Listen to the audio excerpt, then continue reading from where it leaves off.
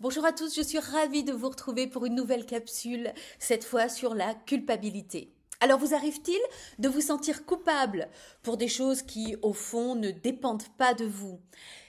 Peut-être que quelqu'un vous fait porter un poids qui ne vous appartient pas et ça vous pèse, bien évidemment. Alors aujourd'hui, on va parler de cette culpabilité imposée.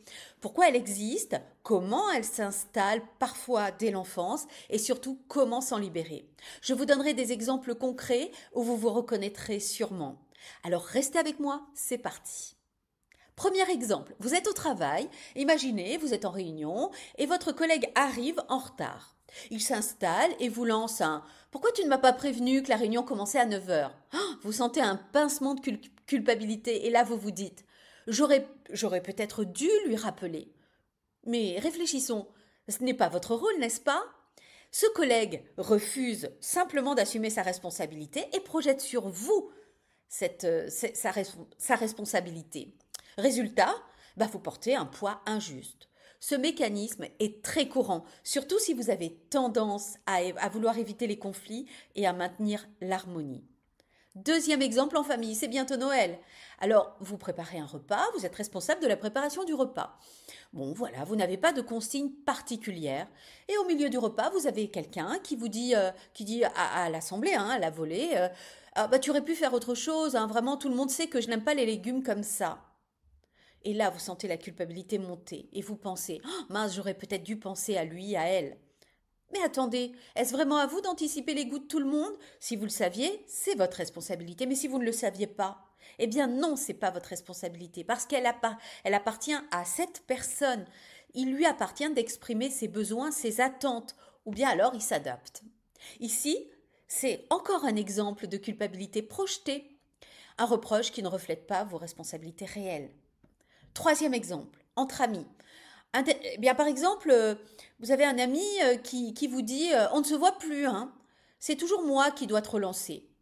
Alors vous vous sentez coupable, vous pensez peut-être que je suis un mauvais ami. Alors si c'est vrai, si c'est toujours cette personne qui vous relance, oui, vous êtes responsable. Responsable parce que vous n'entretenez pas la relation et vous la lui faites porter à bout de bras.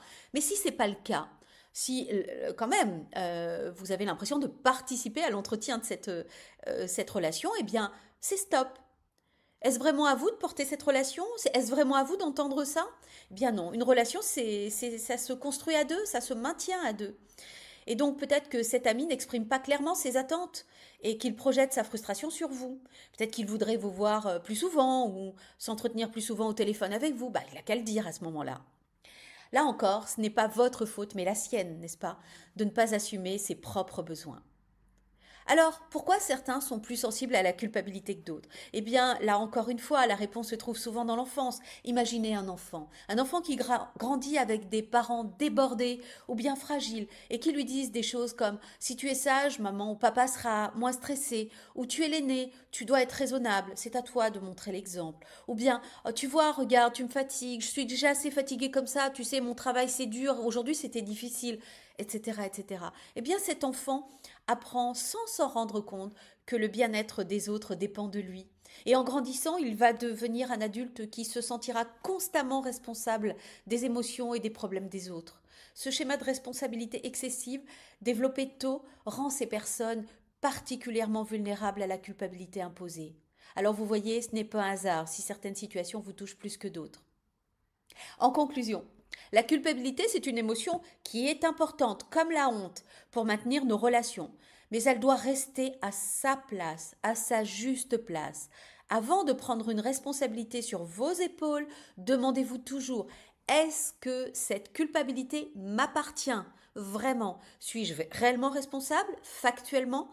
Ou bien est-ce que l'autre ne serait-il pas en train de me faire porter une responsabilité qu'il ne veut pas assumer? Alors, si cette vidéo vous a parlé, partagez-la avec vos proches ou laissez-moi un commentaire pour me dire dans quelle situation vous vous sentez injustement coupable et surtout abonnez-vous à ma chaîne pour d'autres capsules. À très vite!